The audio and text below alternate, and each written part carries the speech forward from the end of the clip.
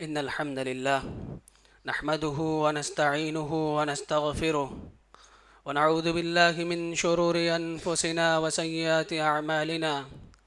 من يهده الله فلا مضل له ومن يضلل فلا هادي له، وأشهد أن لا إله إلا الله وحده لا شريك له، وأشهد أن محمدًا عبده ورسوله. يا أيها الذين آمنوا اتقوا الله حق تقاته ولا تموتن إلا وأنتم مسلمون. يا أيها الناس اتقوا ربكم الذي خلقكم من نفس واحدة وخلق منها زوجها وبث منهما رجالا كثيرا ونساء، واتقوا الله الذي تساءلون به والأرحام إن الله كان عليكم رقيبا. يا أيها الذين آمنوا اتقوا الله وقولوا قولا سديدا يصلح لكم أعمالكم ويغفر لكم ذنوبكم، ومن يطع الله ورسوله فقد فاز فوزا عظيما. أما بعد، فإن خير الحديث كلام الله، وأحسن الهدي هدي محمد بن عبد الله صلى الله عليه وسلم، وشر الأمور محدثاتها، وكل محدثة بدعة، وكل بدعة ضلالة، وكل ضلالة في النار. يقول الله سبحانه وتعالى في محكم تنزيله: أعوذ بالله من الشيطان الرجيم، بسم الله الرحمن الرحيم. ألف لام ميم أحسب الناس أن يتركوا أن يقولوا آمنا وهم لا يفتنون ولقد فتنا الذين من قبلهم فليعلمن الله الذين صدقوا وليعلمن الكاذبين. وقال النبي صلى الله عليه وسلم: بادروا بالأعمال فتنا كقطع الليل المظلم، يصبح الرجل مؤمنا ويمسي كافرا، ويمسي مؤمنا ويصبح كافرا، يبيع دينه بعرض من الدنيا. رب اشرح لي صدري ويسر لي أمري واحلل عقدة من لساني يفقه قولي. سبحانك لا علم لنا إلا ما علمتنا إنك أنت العليم الحكيم. رب زدنی علما، آمین۔ حاضرین جمعہ، بزرگان محترم، نوجوانان ملت اسلامیہ، عزیز بچوں اور پردہ نشین ماؤں اور بہنوں، سب سے پہلے ہم اللہ رب العالمین کا شکر ادا کرتے ہیں کہ جس نے ہم کو اس دنیا کے اندر پیدا کیا، اور پیدا کرنے کے بعد ہماری رشد و ہدایت کے لیے، ہمیں سیدھے راستے پر چلانے کے لیے وقتاً فوقتاً انبیاء کرام اور رسل اعظام کو مبعوث کرتا رہا۔ درود و سلام کا نزول ہو تمام انبیاء کرام پر، خصوصاً ہمارے نبی جناب محمد الرسول اللہ صلی اللہ علیہ وسلم کی مبارک ذات کے اوپر۔ اللہم صلی وسلم وبارک علیہ۔ محترم حاضرین جمعہ، آج کے اس خطبہ جمعہ کے اندر دور حاضر کے فتنے کے تعلق سے کچھ باتیں آپ حضرات کے سامنے پیش کی جائیں گی، آپ حضرات کے سامنے بیان کی جائیں گی۔ لیکن اس سے پہلے ہم فتنے کا معنی، مفہوم اور فتنہ کس کو کہتے ہیں اس کو سمجھ لیتے ہیں۔ فتنہ یہ عربی زبان کا لفظ ہے جس کا معنی اہل لغت نے یہ بیان کیا ہے: الابتلاء والامتحان۔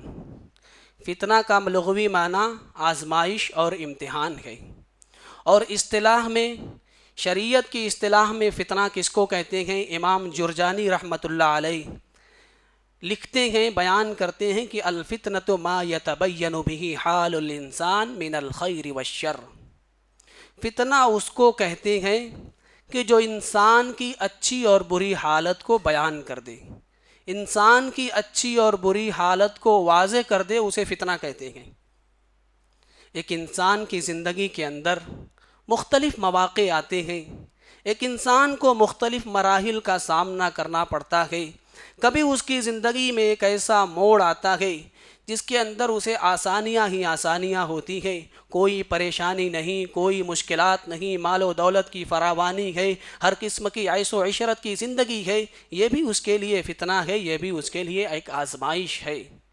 اور اسی طریقے سے ایک انسان کی زندگی کے اندر ایک ایسا موڑ آتا ہے، ایک ایسا موقع آتا ہے کہ اس کے زندگی کے اندر پریشانیاں ہی پریشانیاں ہیں، بیماریاں ہی بیماریاں ہیں، مصیبتیں ہی مصیبتیں ہیں، تنگی ہی تنگی ہے، یہ بھی اس کے لیے آزمائش ہے، یہ بھی اس کے لیے فتنہ ہے۔ جیسا کہ اللہ سبحانہ و تعالیٰ اپنی مقدس کتاب قرآن مجید کے اندر فرماتا ہے وَنَبْلُوكُمْ بِالشَّرِّ وَالْخَيْرِ فِتْنَةً، ہم تم کو آزمائیں گے خیر کے ذریعے سے بھی، ہم تم کو آزمائیں گے شر کے ذریعے سے بھی، ہم تمہیں اچھائی کے ذریعے سے بھی آزمائیں گے، ہم تمہیں برائیوں میں مبتلا کر کے، پریشانیوں میں مبتلا کر کے بھی آزمائیں گے، تمہارا امتحان لیں گے۔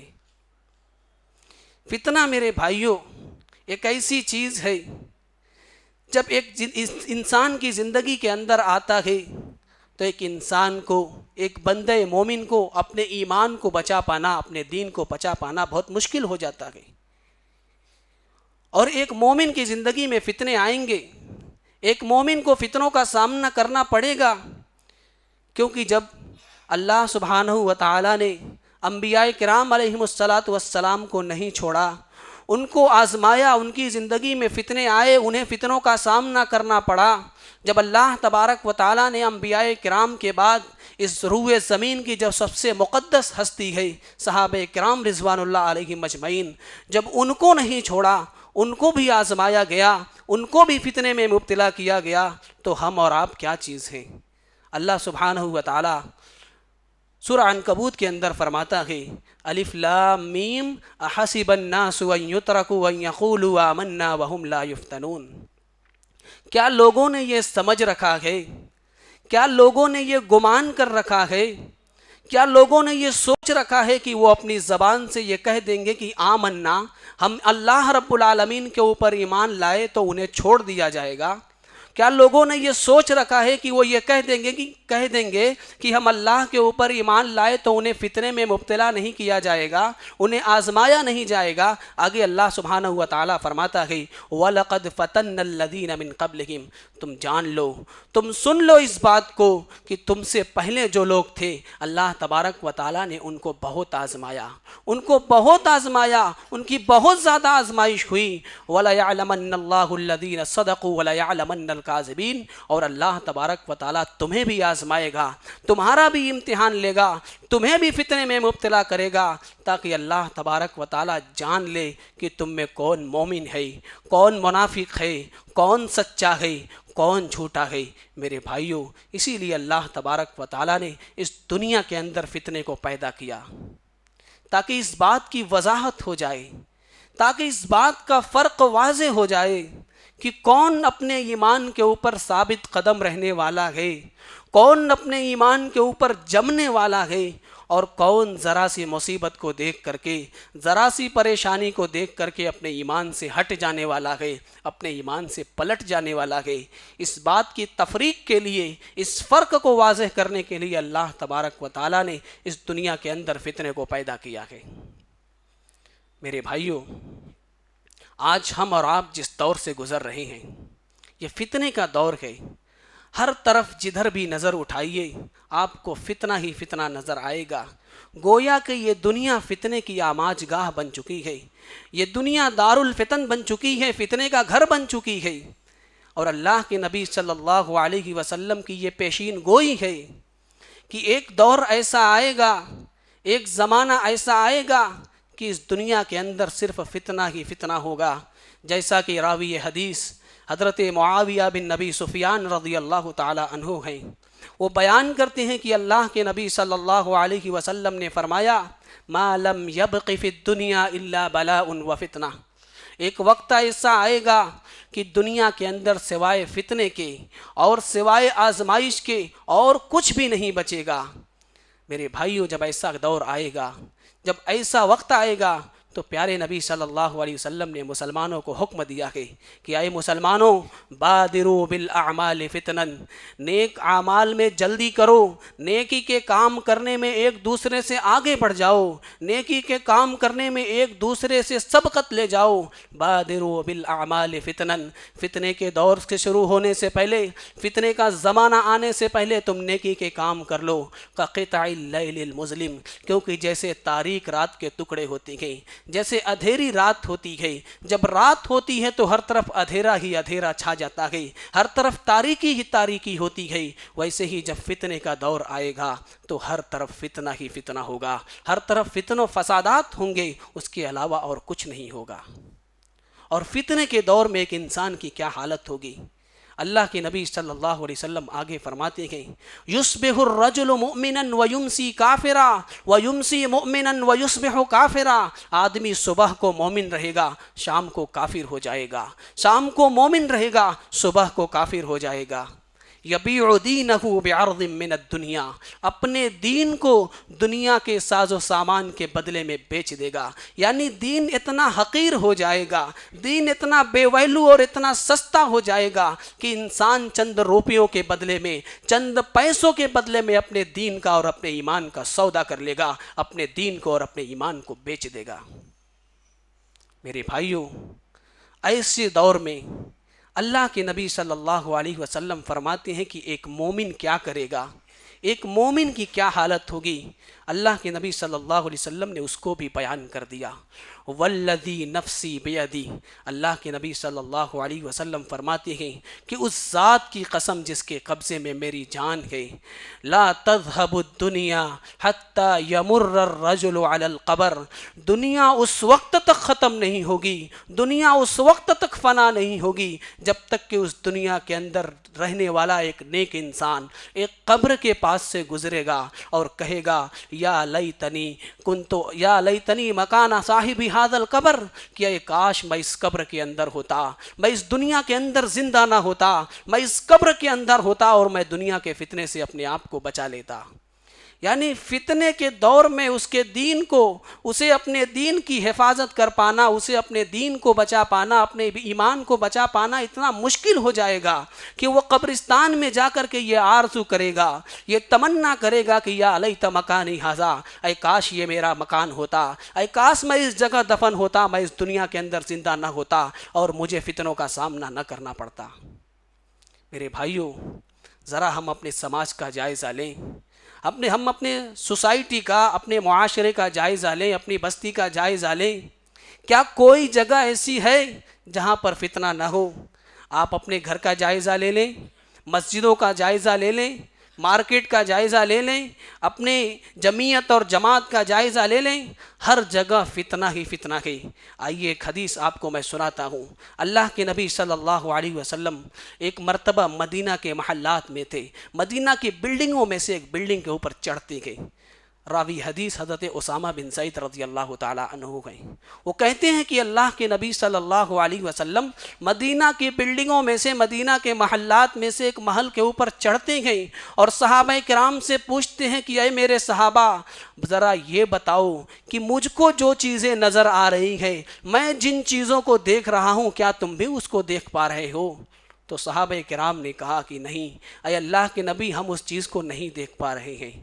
تب اللہ کے نبی صلی اللہ علیہ وسلم نے فرمایا، فَإِنِّي لَأَرَى الْفِتَنَ تَقَعُ خِلَالَ بُيُوتِكُمْ كَوَقْعِ الْقَطَرِ، کہ میں تمہارے گھروں میں فتنوں کو اس طریقے سے داخل ہوتا ہوا دیکھ رہا ہوں، میں تمہارے گھروں میں فتنوں کو اس طریقے سے جاتا ہوا دیکھ رہا ہوں جیسے بارش کے قطرے، بارش کی بوندیں جیسے تمہارے گھروں کے اندر داخل ہوتی ہیں، اس طریقے سے فتنے تمہارے گھروں کے اندر داخل ہو رہے ہیں، اس طریقے سے فتنے تمہارے گھروں کے اندر داخل ہو رہے ہیں۔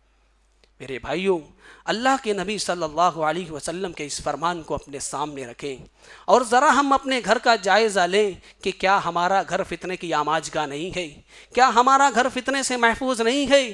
کیا ہمارا گھر فتنے سے محفوظ ہے؟ کیا ہمارا گھر فتنے سے بچا ہوا ہے؟ اللہ کے نبی صلی اللہ علیہ وسلم کے اس حدیث کو اپنے سامنے رکھیں اور اپنے گھر کا جائزہ لیں۔ آئیے چند فتنے میں آپ کے سامنے پیش کرتا ہوں۔ اس دور حاضر کا سب سے بڑا فتنہ، سب سے خطرناک فتنہ موبائل فون اور انٹرنیٹ سوشل میڈیا کا فتنہ ہے۔ یہ ایک ایسا فتنہ ہے، موبائل فون کا فتنہ ایک ایسا فتنہ ہے میرے بھائیوں، جس نے دنیا کو ہماری مٹھی میں کر دیا ہے۔ دنیا ہمارے کنٹرول میں آ گئی ہے۔ ہم جب چاہیں، جہاں چاہیں، جیسے چاہیں، جو چیزیں چاہیں ہم اپنی جگہ پر بیٹھے بیٹھے دیکھ سکتے ہیں۔ ہر چیز ہمارے کنٹرول میں ہے۔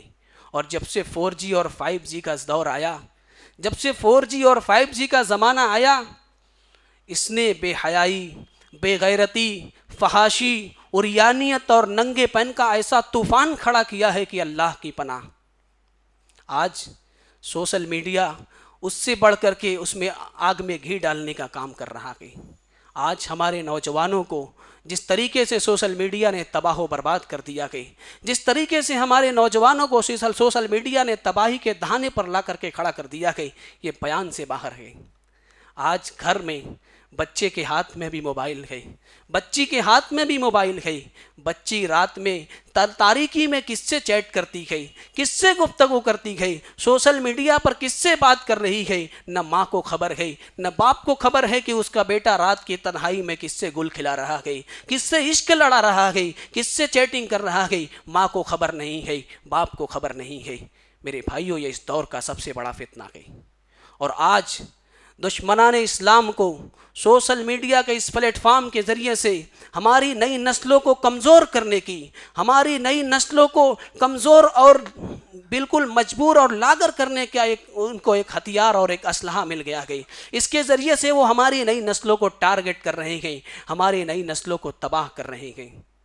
آپ دیکھتے ہوں گے، سنتے ہوں گے، آئے دن یہ خبریں سننے کو ملتی ہیں، آئے دن یہ خبریں دیکھنے کو ملتی ہیں کہ فلاں کالج کی ایک لڑکی نے، فلاں اسکول کی ایک مسلم لڑکی نے ایک غیر مسلم کے ساتھ رشتے اور تعلقات قائم کر لیے، اپنے گھر والوں کی مرضی کے خلاف جا کر کے ایک غیر مسلم سے شادی کر لی۔ میرے بھائیوں، شادی کے بعد اس کا کیا حال ہوتا ہے؟ ابھی حال ہی میں ایک واقعہ اتر پردیش کے کسی علاقے کا ہے، ابھی چند دن کی بات ہے، ایک مسلم لڑکی نے ایک غیر مسلم لڑکے کے ساتھ رشتے بنائے، اس کے ساتھ ناجائز تعلقات قائم کیے۔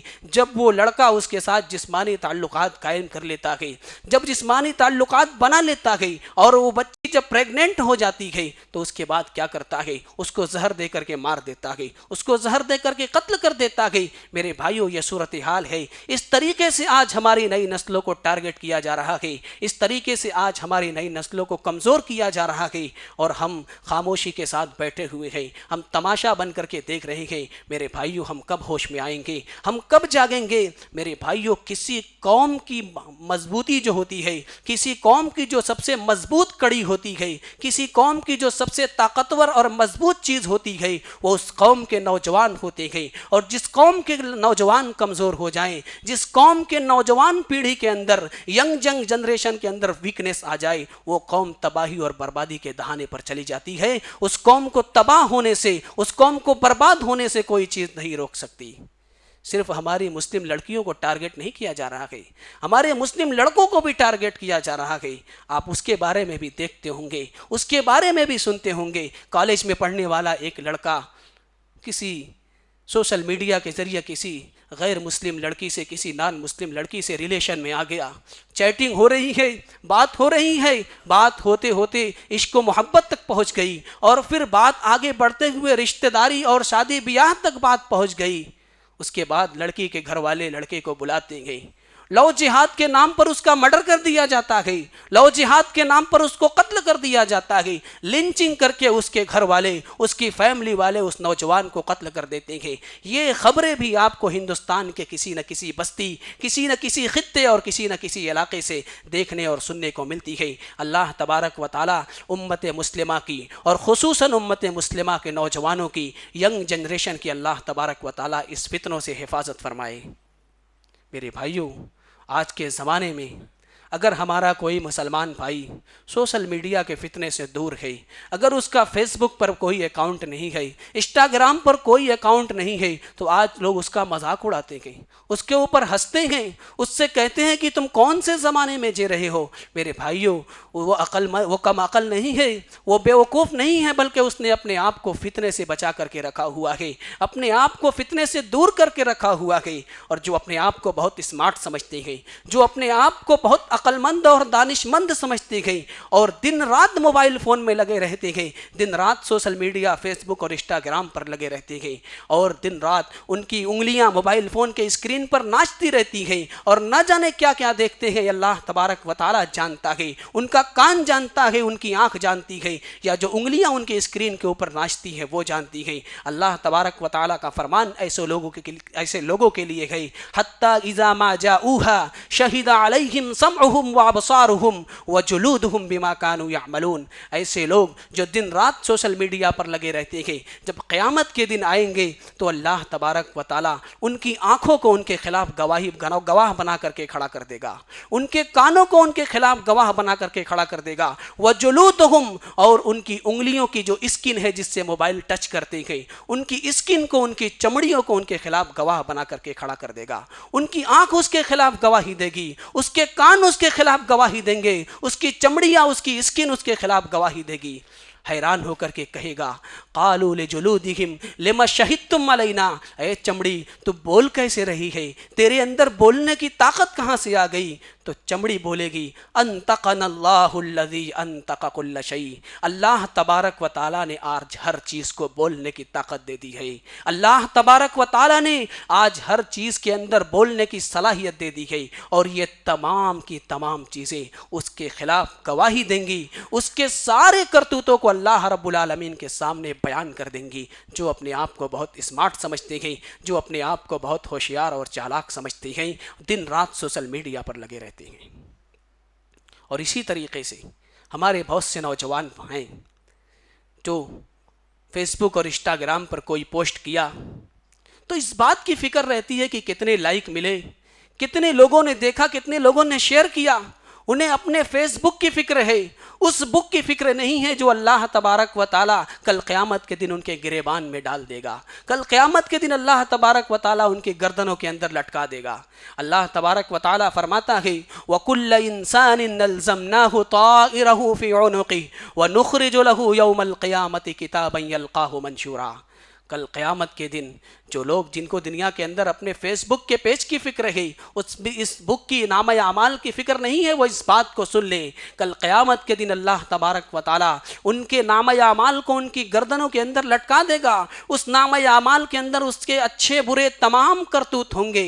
اللہ تبارک و تعالیٰ ان سے کہے گا اقرأ کتابک، پڑھ اپنے نامہ اعمال کو، اپنے نامہ اعمال کو، اپنے اعمال نامے کی بک کو پڑھ، کفا بنفسک اليوم علیک حسیبا، اور خود پڑھ کر کے فیصلہ کر لے کہ تیرے ساتھ کیا کیا جائے گا، تیرے ساتھ کیا معاملہ کیا جائے گا، تو خود فیصلہ کر لے۔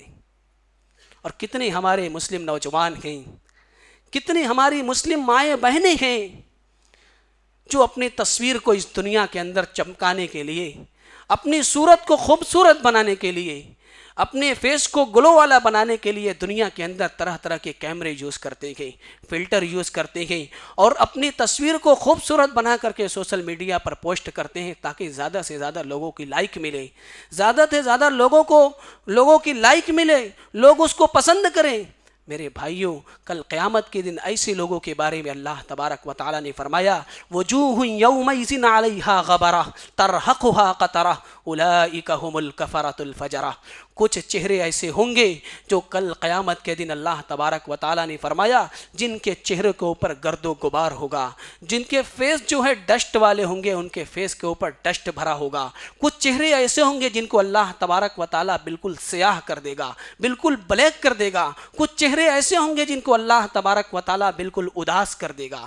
اولئک ھم الکفرۃ الفجرہ، یہ وہ لوگ ہوں گے جو دنیا کے اندر اللہ تبارک و تعالیٰ کی نافرمانی کرتے تھے، یہ وہ لوگ ہوں گے جو دنیا کے اندر اللہ تبارک و تعالیٰ کے احکام کی خلاف ورزی کرتے تھے اور گناہ کے کام کرتے تھے، فسق و فجور کرتے تھے۔ میرے بھائیوں، ہمیں دنیا کے اندر اپنے چہرے کو چمکانے کی فکر ہے، آخرت کے اندر ہمارا چہرہ چمکے گا یا نہیں، ہمارا فیس گلو کا کرے گا یا نہیں، ہمیں اس بات کی فکر نہیں ہے۔ میرے بھائیوں، اس بارے میں بھی غور و فکر کرنے کی، سوچنے کی ضرورت ہے۔ ہم مسلمانوں کو اس بات کے اوپر سب سے زیادہ سوچنے کی اور غور کرنے کی ضرورت ہے کہ ہمارا چہرہ کل قیامت کے دن کیسے چمکے گا۔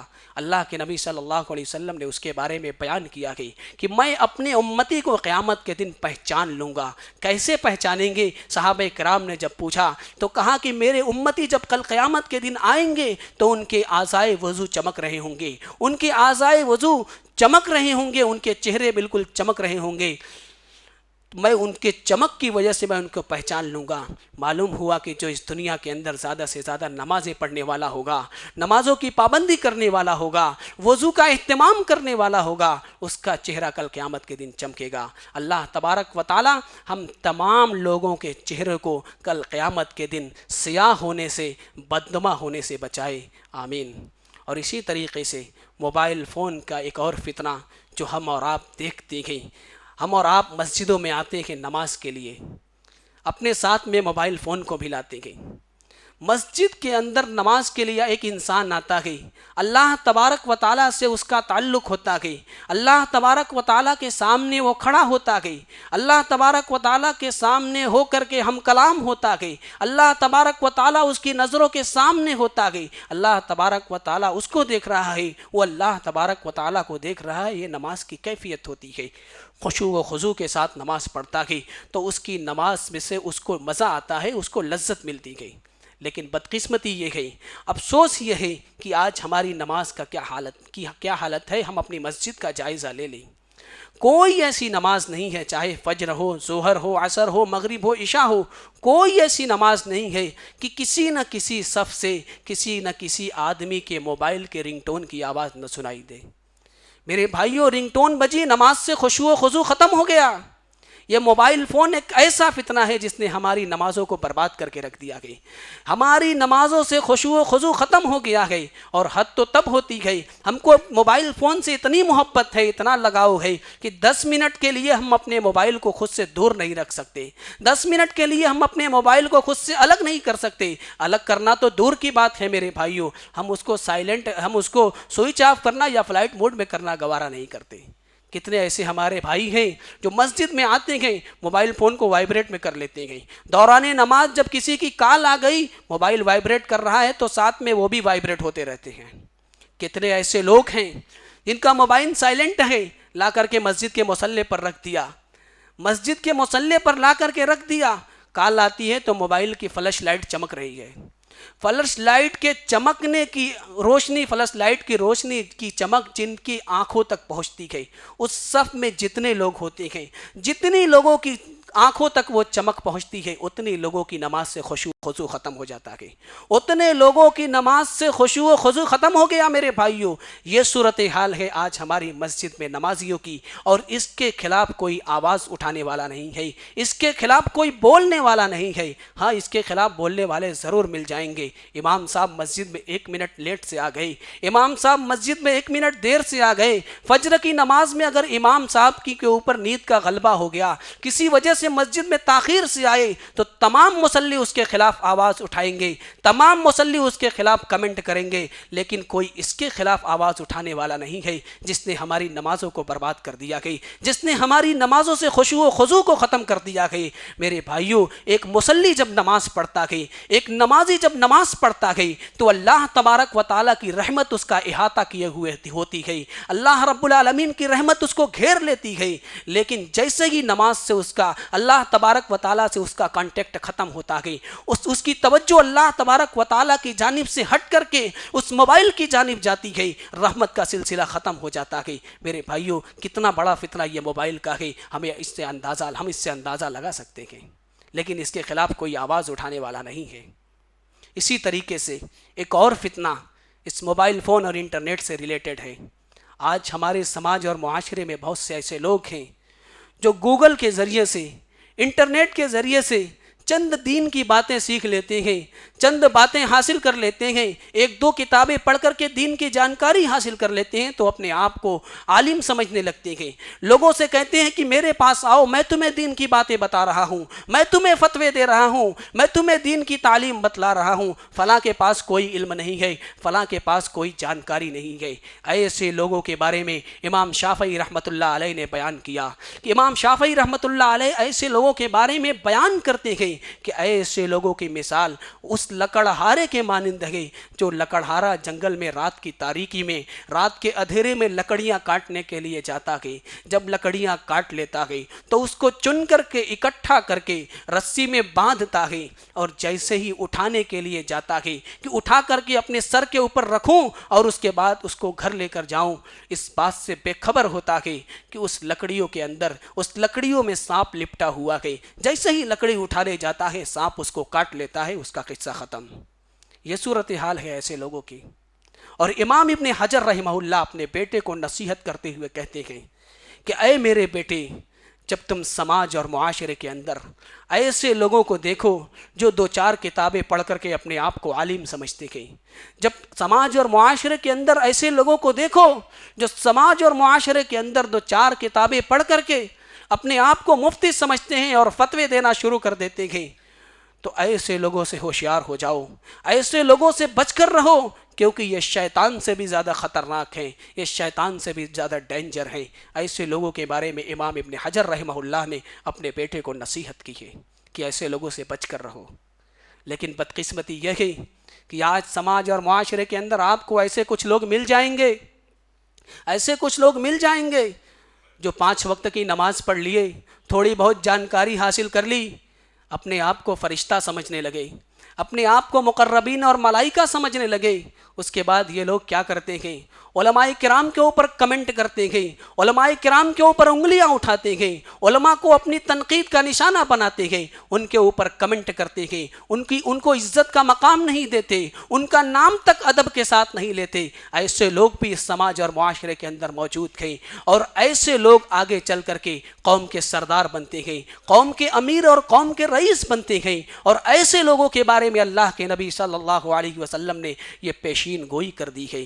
کیا پیشین گوئی کی ہے؟ اتخذ الناس رؤوسا جہالا فسئلوا فافتوا بغیر علم فضلوا واضلوا۔ اللہ کے نبی صلی اللہ علیہ وسلم نے فرمایا ایک دور ایسا آئے گا، ایک زمانہ ایسا آئے گا کہ لوگ جاہلوں کو اپنا سردار بنا لیں گے، جاہلوں کو اپنا رئیس اور اپنا امیر بنا لیں گے۔ فسئلوا، اپنے مسائل کو آ کر کے ان سے پوچھیں گے، اپنے فتوے ان سے آ کر کے پوچھیں گے۔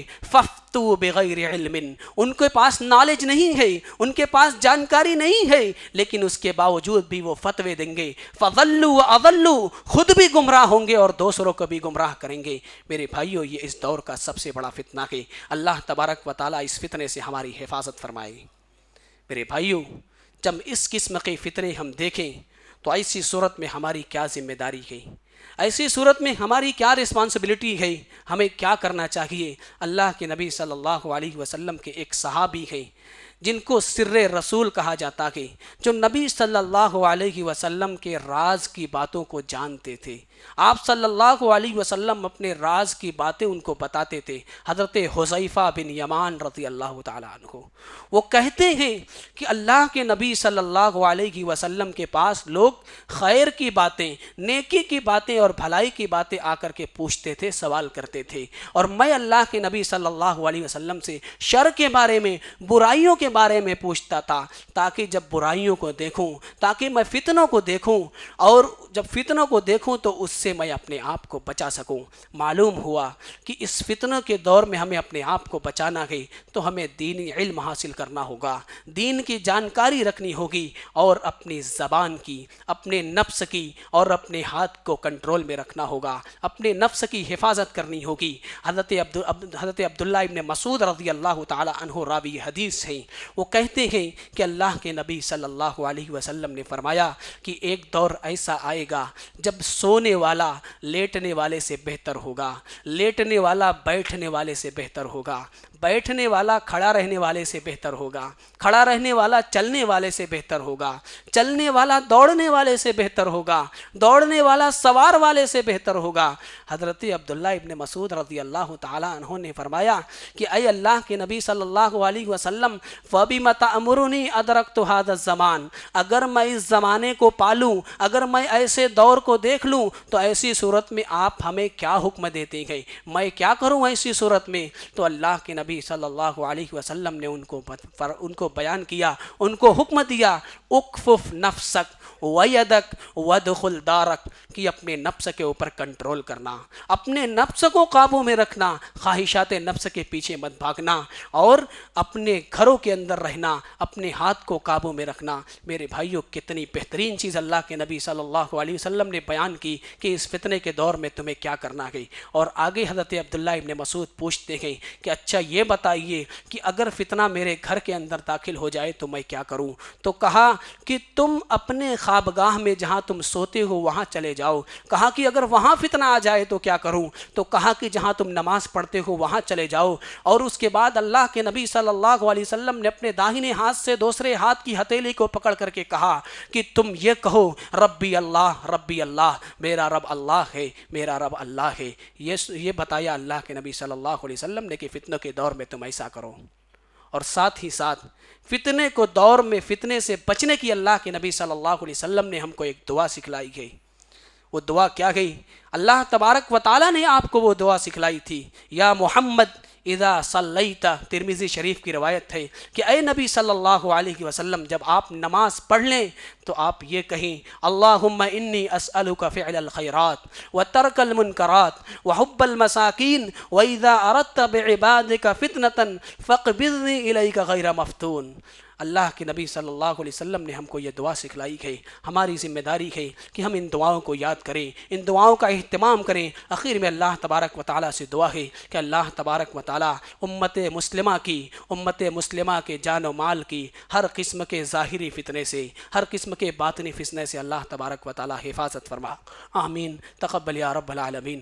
آخر دعوانا الحمد للہ رب العالمین۔